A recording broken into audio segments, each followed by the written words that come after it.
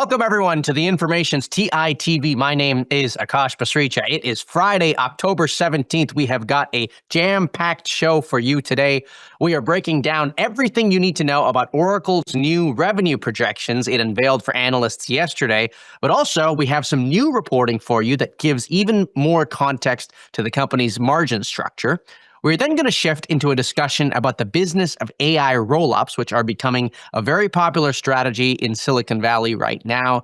And finally, we are bringing on our sports business reporter to talk about the new Apple-F1 deal and about her feature story on the booming business of technology that is helping people stream youth sports. We've got a lot to get to, so let's get right on into things. Oracle held its analyst day yesterday, and one of its big topics that management tried to give more context around is the company's long-term profit margins. The Information, of course, has done a ton of reporting on the current state of profitability of Oracle's AI cloud business. And yesterday, my colleague published some new undisclosed details about its cloud business that offer even more context. I want to bring on Anissa Gardizy, our cloud and compute reporter, to talk to us all about what she learned yesterday. Anissa, it's great to have you back on the show. Welcome. Hey, Akash. So, big day yesterday for Oracle, a lot of new information. The big headline that I think everyone was paying attention to, of course, was the revenue projections that it lifted. Tell us a little bit more about some of your other takeaways from the analyst day, and then we'll get into your reporting in just a second. One thing that Oracle investors really wanted to talk to, or one thing Oracle executives wanted to talk to investors about, rather, was the gross margins of its cloud business and all of the different segments that make up the overall gross margin that they will be shooting for in the future. And the new co-CEO, Clay, broke out the gross margins for each of these businesses, and everyone was really zeroed into the gross margin for the AI infrastructure business. This is the business where Oracle signs big contracts with Meta, xAI, OpenAI, and it has to fill data centers with expensive NVIDIA chips and then rent them out. And this is much lower margin than the other Oracle Cloud business lines. And so what Clay said was that they're shooting for a gross margin of between 30 and 40%, which includes the ramp-up period where they are filling a data center with chips and maybe not getting revenue yet. And so that was news to investors that they were shooting to 30 to 40%. But like you mentioned, our historical data that we were able to find has them below that. So that's definitely where management is looking to get, but we sort of went into deeper detail on how it's been going in the past year. And tell us about this ramp-up period that executives talked about. Yeah, it's a really important moment as you build out your data center fleet. So it shouldn't be overlooked. It is important. Essentially, Oracle works with partners that build its data centers, and Oracle doesn't pay them until the data centers are ready. But once those data centers get handed over to Oracle, it's on them to fill it with all the chips before they can hand it over to customers. And so there is a period of time executives talked about where they are working on getting a data center ready for their customer. They're incurring expenses, before revenue starts coming in. And what management really tried to hammer home was that ramp-up period is not going to be a significant cost, especially if you factor in maybe the next quarter or the quarter after that of revenue being higher than expenses. And so I think that's really one thing that they spent a lot of time on, getting people comfortable with this new business line that Oracle historically hasn't really played in. Okay, so that's all the things that are some of the things that Oracle talked about at the analyst day. Talk about now some of the documents that you got a hold of yesterday that give us some more context about the margin structure of the company. Yeah, of course. So last week we reported on the overall gross margin in the past quarters being on average across 5 quarters around 16%. And one thing that was important to note there was that included the ramp up period of the Blackwell chips, which OpenAI hasn't really started paying Oracle that much money. And so the margins look negative on that chip. So one thing we wanted to do in the story yesterday was say, okay, even if you take out the ramp up of the Blackwell series chips, how is the rest of the AI infrastructure business doing? Because they have A100 chips, which came out before the AI boom. And then they also have the H200s, the H100s. And so we provided more information on in the last quarter, how did those different chips line up on a margin perspective? And they were all under the 30 to 40% gross margin range. Of course, this is a point in time, so important to take that into consideration. But these are older chips that they've been using for a while. Is the point? Exactly. These are chips that they've had in their data centers for years. Right. And they do have customer contracts. And so one thing we also saw with the H200 was that they had pretty low utilization of that chip until last quarter when they signed a new deal with OpenAI, which improved the margin to 19%. So I think it's just, this data is, of course, a point in time, only a couple months, and Oracle is growing, but they're really interesting data points to understand. Can they hit the 30 to 40%? One of the things I find interesting about that chart, though, that you were talking about was that, this also included non-NVIDIA chips. It showed the margin structure for other companies' chips. What have you heard about how they're dealing with sort of diversifying beyond just NVIDIA? Yeah, Oracle wants to get more AMD chips into their data centers so that they have more options for customers, but they're in the very, very early stages of having them deployed at scale. So I think the numbers on AMD reflect a small number of chips. But I was talking to people yesterday in Vegas about AMD chips and Oracle data centers, and I think it's something that they really want to do. And I don't think Oracle's going to take a big risk on AMD chips. I think they're going to structure these deals in a way that makes sense for them long term. Right. Well, I'll tell you what, I want to continue this conversation, and I want to bring on Derrick Wood, who is an analyst at TD Cowen, who covers Oracle. He, of course, was covering the Analyst Day as well. Derrick, it's great to have you on the show. Thanks for being here. Thanks for having me. So tell us, look, I want to talk about some of the reporting that Anissa did, but look, the stock is down today after all the reassurance that the company gave. Yeah, that it is. It was up 3% yesterday on the news, and so it's giving back some of the gains, and then a little some. When they did give annual guidance over the next 5 years, there was a little bit more back-end loaded EPS ramp in fiscal 29 and fiscal 30. Fiscal 28 EPS was a little below where Street was, so I think that may be a factor in seeing the layout of the trajectory of EPS. Now, I think part of that is they've embedded some incremental interest costs, assuming that they may raise more debt, and they threw just a lot of conservative assumptions in those numbers to have cover for various funding needs. But they still got to the path of fiscal 30, $21 in EPS, which was above Street at 1850. So I thought nice outperformance on the targets when you look at the fiscal 30. Right. What did you make of the discussion of the different business lines within the cloud business? Yeah, they talked about the AI infrastructure. 30 to 40 obviously addresses a big investor question.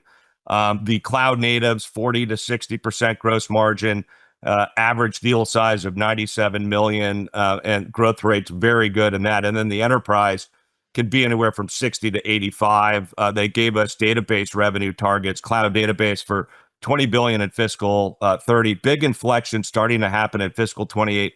That business is very high margin, I think 80% plus. So those are the three buckets we have to go with. Clearly, I think the AI revenue is the biggest inflecting piece of the model.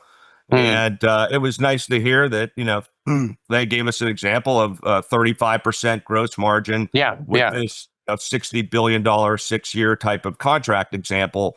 And they're booking 21 billion in total gross profit over that period. I think that's how they structure those contracts. Yes, there's going to be initial cost on the ramp in terms of having lower margin at the beginning. But I think when they look at a 6-year contract, this is how they structure the profit outlook and for Oracle. How much do you think about the things that the company didn't tell us yesterday? You talk, it didn't tell us a lot about capital expenditures, for example, what it's going to have to invest to sort of make all this cash flow positive in the long run. We didn't hear too much about the size of each of these segments. Even the time frame for that 30 to 40% gross margin. How do you think about those questions and some of the, I guess, mystery, I guess, about what we need to still wait and see? Yeah, the reason they didn't give CapEx is because they may do vendor financing, and that could come in the form of kind of interest costs to an NVIDIA or an AMD instead of CapEx on Oracle's, P&L. And there's just different ways they may fund this that may not come in OpEx or not come in CapEx. They may get their data center operators, and this is something we've talked about, get them to purchase some of the equipment. And so it then becomes more of the lease payment instead of, which is an OpEx for Oracle instead of a CapEx. So that's the reason why they didn't want to give specific numbers on CapEx, because it really could come in different forms. Right. And what about the time? What about the time frame? So the 30-40%. I mean, we still don't really know what long term really means, right? This is true. I mean, in that example of $6 billion per year for 6 years, or $10 billion per year for 6 years. I mean, they did kind of show in year one already at like every year the same profit level. So it wasn't like that to me made it seem like there's not going to be a long time to ramp to get to where they need. Right. But they didn't give us any time frame color. Yeah. Anissa, if we go back to sort of some of the unanswered questions with respect to Oracle, what were you hoping to get a little bit more clarity on yesterday, or what are you hoping to get more clarity on in the weeks and months to come? Yeah, I mean, well, the AI gross margin and how much money they're making. Well, I was gonna, Derrick, let me come back. Let me go to Anissa first, and then we'll come back to you. I was just going to say that I think one thing that they did, they were sort of trying to talk about, I was curious about their risks. So, you can have like a plan to build a data center, and you can have your schedule, and you can sort of try to time your revenue to your expenses. But one thing that I'm definitely seeing in the industry is that timelines can slip, and, you might think that you're going to hit a certain date, but there are like unforeseen circumstances that happen. And so I think just as like the base number gets bigger on how many gigawatts Oracle is trying to build out, I just wonder, how much they're factoring in, the chances of projects getting done exactly on time, because I think they really do care about lining up their revenue to expenses. Right. Okay, Derrick, now you take us home. Yeah. Well, we're looking for Abilene to really ramp at the beginning of next calendar year, and then for that to have another, the broader Stargate project they're involved with we think is going to produce $60 billion in annual revenue and $20 billion in annual profit by the time we get to fiscal 30. And there'll be a series of kind of build outs that happen across different data centers, and there'll be a mix of different costs in and out along that front. But we certainly think that that by fiscal 30, it's going to take some time. We're going to have some really big revenue numbers out of Stargate, and we already heard from Oracle they signed $65 billion in contract value in the last month and a half. That's not OpenAI. I think it's Meta. We think there's a lot of other big deals for Oracle to go out there, be incremental to our numbers. Great. Well, Anissa and Derrick, I want to thank you both for coming on. It was certainly a jam-packed week of news for Oracle, and I think there's going to be more to come. Anissa, thank you for joining us. Derrick, thank you for joining us as well. We look forward to having you on once again very soon. Okay. We've talked a lot on this show about the complicated ways that AI can help big enterprises use the technology. It turns out many people are focused on helping smaller businesses use these tools. And in fact, there is a new branch of venture capital that is focused on consolidating smaller businesses, rolling them up into one, and using AI to make them more efficient, effectively acting kind of like private equity does. I want to bring on Vinay Iyengar, the managing partner at Anansi Capital, who has been watching this trend play out and is certainly diving headfirst into it. Vinay, welcome to the show. It's great to have you. Thank you so much, Akash. It's great to be here. So can you explain to us what this boom in AI rollups is all about? Sure. I mean, I think my contrarian take that I've been thinking about for a long time is that the traditional SaaS business model is dead. The business model that has taken up the lion's share of venture capital dollars over the past 2 decades is sort of coming to an end. And I think the next decade is going to be littered with a bunch of carcasses of these types of companies. And the reason for this is sort of multifold. First, we're entering an era where software is easier than ever to build. So historically, R&D was a big portion of the costs for a software business. And today, R&D is less and less of a relevant part of OpEx for a software business. Secondly, one of the underlying things that made SaaS businesses interesting was the fact that COGS were very low. It was largely just cloud hosting bills where you would pay AWS or GCP, and then as a business scaled, those cogs would ultimately be negligible, and these businesses would be very profitable. Today, we're entering an era where the actual costs of training and inference for these AI-enabled software companies is actually very high, and so these businesses are not operating at the same gross margins that historic SaaS businesses were able to. And so the traditional venture model of funding these AI-enabled agents or AI-enabled SaaS companies is no longer as tenable as it was 5 or 10 years ago. And so investors are looking for new places to deploy capital. And one of the places that I consider very interesting is this area of SMB consolidation, or AI rollups, as some people call it, which is this idea of founders going out and buying these old school SMBs, old school services businesses. And we're talking like legal clinics. Like, what are we talking about here? Yeah, we're talking about all sorts of things. We're talking about businesses that make up, call it, at least 50% of the US GDP. These are small hardware stores. These are small clinics. These are insurance brokers, freight brokers, real estate brokers, property management companies. Like, it really runs the gamut. And so the idea is that you buy a number of these companies, you smack them together, you effectively, get rid of some of the redundant operations, I imagine, and then AI is used to do what exactly? What parts of it can be made much more efficient? Yeah, so it really depends on the business, but broadly we think about AI as being a lever for either increasing the margin of this business, so basically automating large swaths of the cognitive labor that's being done in these businesses. And then in many cases, AI is also used as a lever to actually drive top line growth and allow these businesses to grow a lot faster than how do you do that though? So again, it depends on the context. I'll give you a couple examples to just give you a sense. One of my platforms that I invested in recently is a roll-up of accounting firms. And the idea is AI can actually help an accountant serve more customers per year than they might have been able to do historically. Let's call it, double the output of a traditional accountant. And in doing so, that accounting firm is now able to serve sort of 2x the number of customers. And so AI in one case is a means for just increasing capacity and being able to service more customers than your competition, which ultimately drives top line growth.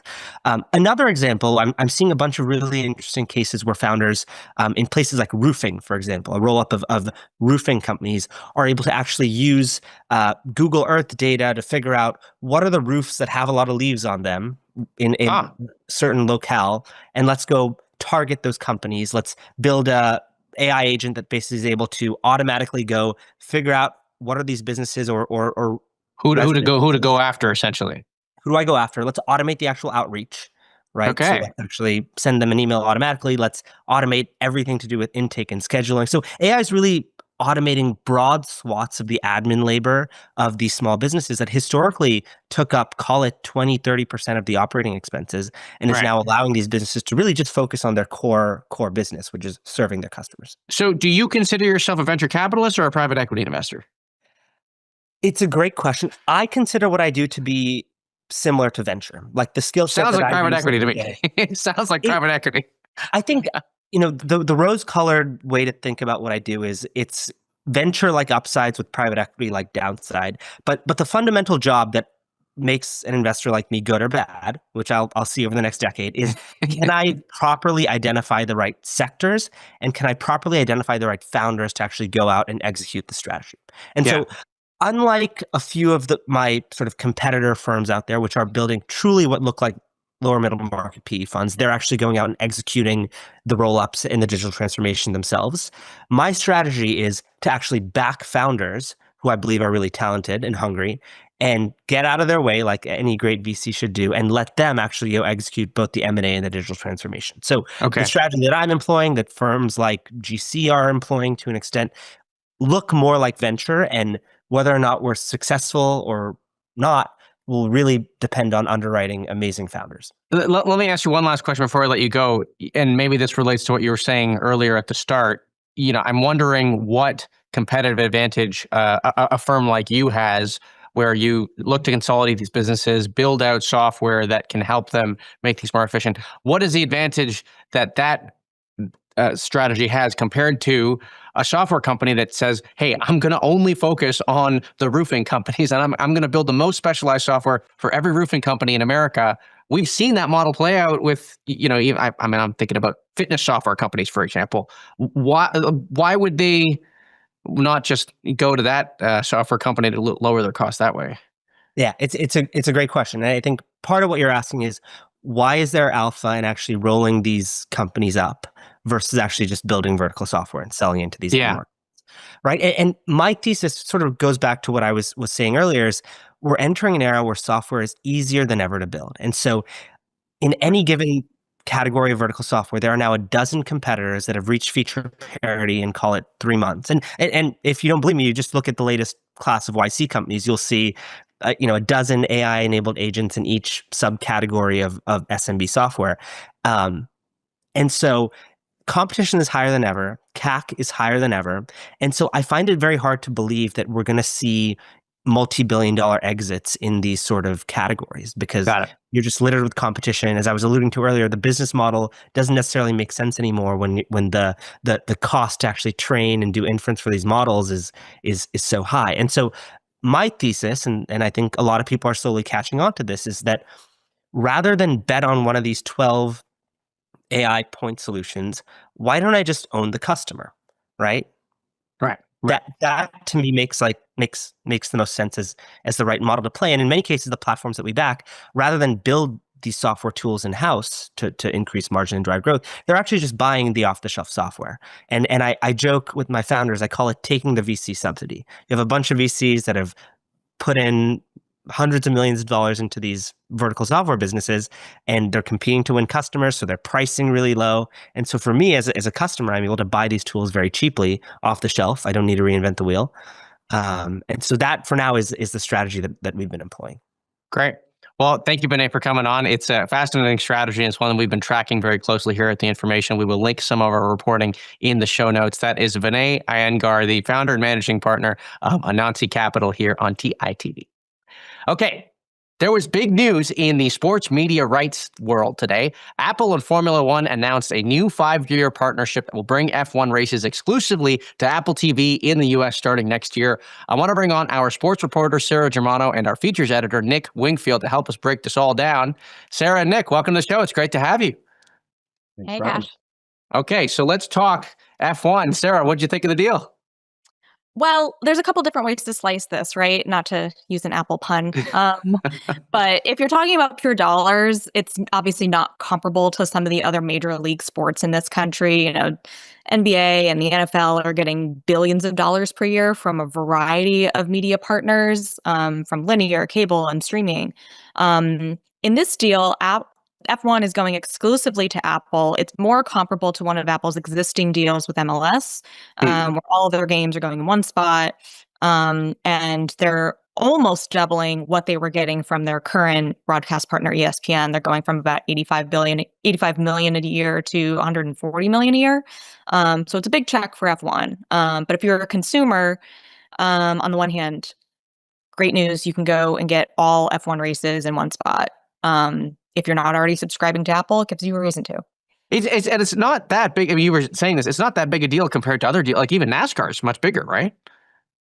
Yeah, there's a lot of sports. And again, it's comparing apples to oranges when you think about the viewership that each of these sports get, the length of their seasons, and even just the number of broadcast partners that they have.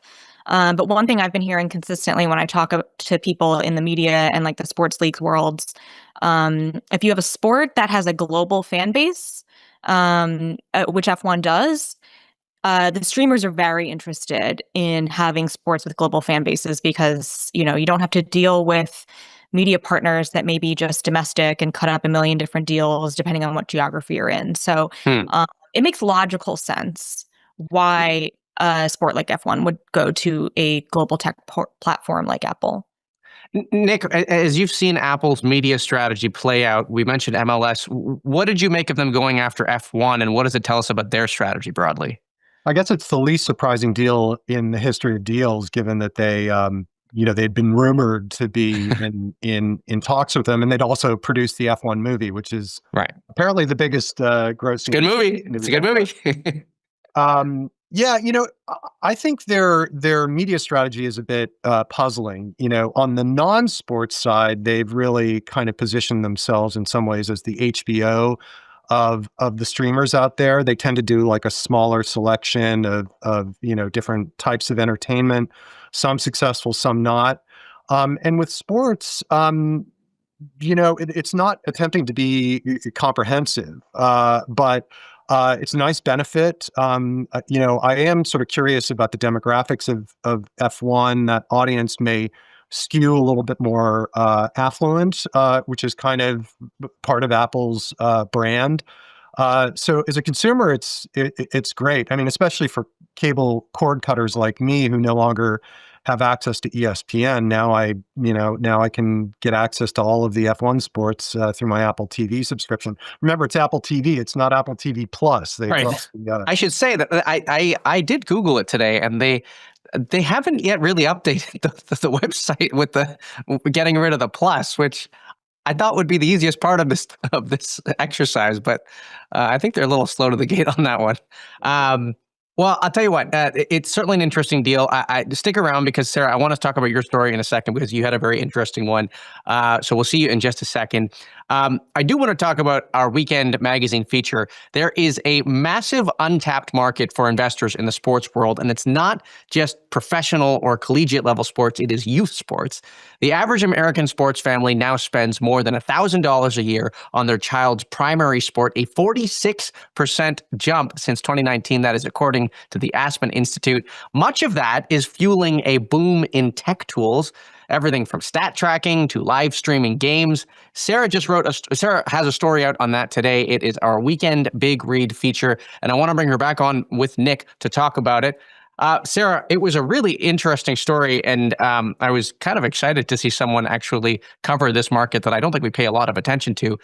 What is going on with the boom in youth sports app? Let's just start a bit. What apps we're even talking about here? Yeah. Thanks for having me on to talk about it. As our clever headline writers coined it, it basically is Moneyball for minors. If for some reason you don't have kids, you haven't been to a rec league sport in a long time, it's a totally different landscape today than it was when, adults today were growing up. And part of that is, like you said, it's fueled because parents are spending more money and they're spending more time on their kids. They think of youth sports not only as an extracurricular activity, it's a ticket to college, it's a ticket to, getting a scholarship, or at the very high end of things, getting an NIL deal, some endorsement income, because that's now allowed in colleges. And what that has created is this incredibly intense, really fragmented, $12 billion market for tech companies to operate in youth sports. They are creating streaming platforms so you can watch your child's Little League game. They are creating scheduling tools so that you can figure out, okay, my son's soccer game is at 10 a.m. at this time, and my daughter's volleyball game is at 2 p.m. at this court. There's a whole huge B2B SaaS network growing around youth sports, and it's really gone undercovered because it is so fragmented. And is this only look? I know that there are different levels of sports, right? I mean, in hockey in Canada, where I grew up, right, you've got single A, double A, triple A hockey. I mean, is it only for the highest level of sports, or are you even seeing like house league parents tap into this technology? It's a great question, and it's all of the above. And I think, bringing up the Canadian example is really interesting because the United States is unique among most countries in that we don't have a regulated youth sports system. Most countries like Canada, like a lot of places in Europe, they have federalized youth sports systems. They identify talent and bring them in, or, if FC Barcelona as being this huge soccer club, but they also have youth divisions that develop talent. And it's very regimented. That doesn't exist in the US. It's an open private market. So you have Little League, which is a nonprofit, community volunteer-based youth organization. Parents do the coaching, they, sell concessions and all of that. But you also have this growth of what is called like club or travel team sports, where you pay to play. You pay to put your child on, the best 12-year-old soccer club in your community, and you travel across the country competing against the other best 12-year-olds or the best 15-year-olds. And that's very much a pay-to-play system. And because of that Wild West market for youth sports, that is contributing to this boom in tech for youth sports. Well, Sara, I want to come back to you to talk about how venture capitalists and even private equity firms are sort of tapping into this. But Nick, I feel like I have to come to you as the only parent of the three of us. I feel like maybe you should be able to just help us understand the cultural aspect of this. I mean, youth sports, how have they really changed from your view compared to 15 years ago? Wasn't the old system of, just keeping everything logged on a notepad, where I need to go when? I mean, like, why has this developed the way it has? Well, I should say that my kids are no longer kids, so I have two of them. They're now young adults, and so as a result of that, I kind of missed a lot of these apps that Sara is writing about. But it was just starting to kind of enter into the youth sports scene when my kids were aging out of it. But I mean, I can definitely speak to the kind of time commitment and the money commitment of traveling places with your kids in sports. My kids did cross country. We would fly to Alabama or New Mexico for different events, and it's really just an astonishing amount of money. But and the time is just there go your weekends. The thing that I think is also really fascinating about Sara's piece is that there's a whole cultural dimension to this. I mean, we're all familiar with these examples of sort of bad parent behavior at little league games. You see them on social media and whatnot. And her story really does a good job of documenting whether some of these apps, some of these tools are actually feeding into that. The obsession with stats, for example, and tracking everything, of videoing everything so that the highlights can get to the right recruiters, at the collegiate level. Like, this is all creating, I think, a risk of draining some of the joy out of these sports for kids. I mean, certainly there are some kids who are going to perform and compete at higher levels, but for some of them, they just want to have fun. And there is a real question of whether these tools kind of just intensify this to a level that makes it hard for them to have fun. So, Sara, let's talk about the money here. Who are the venture capitalists and the private equity funds that have started to back some of these companies? And let's be clear about who these companies are. They've gotten quite big, too, in terms of revenue. Yeah, it's a great question. And a lot of this private capital that's pouring into it has increasingly been doing so since the pandemic. The pandemic really created this environment where, we were all social distancing. There was a demand to stream children's games. So you've seen private equity firms like Bain or venture capital firms like Excel KKR take massive stakes in some of these apps that we're discussing. And to be specific, one of the largest ones is called Huddle, HUDL. They were actually started in 2006, and they've grown over time. But effectively, what they do is they sell to your local high school or your local rec soccer team, and they provide these services that enable you to stream soccer games, volleyball games, baseball games. They also have some scheduling tools. Bain has taken a stake in them. They are rumored to go public at some point. Their last valuation, according to PitchBook, was $900 million in 2021, so it's quite outdated. But there currently is no standalone youth sports tech company. And when I was talking to sources for this story, if it's Huddle or if it's another company, when we ever have the first public youth sports tech company, that is going to create a whole new dynamic of measuring the competitiveness of 8-year-olds. Yeah, and I mean, I think we'll see it happen too, and we've seen this happen in other industries too. Sara, it's a great story. I encourage everyone to go read it. Nick, thank you so much for joining us. Sara is our sports reporter, and Nick is our features editor here at The Information. And with that does it for today's show, folks. A reminder, we are on this stream Monday through Friday at 10 a.m. Pacific, 1 p.m. Eastern. I want to thank Amazon Web Services, who is our presenting sponsor for this production. And I want to thank you for tuning in. We really do appreciate your viewership. I am already excited for our next show on Monday. Have a great weekend. Bye-bye for now.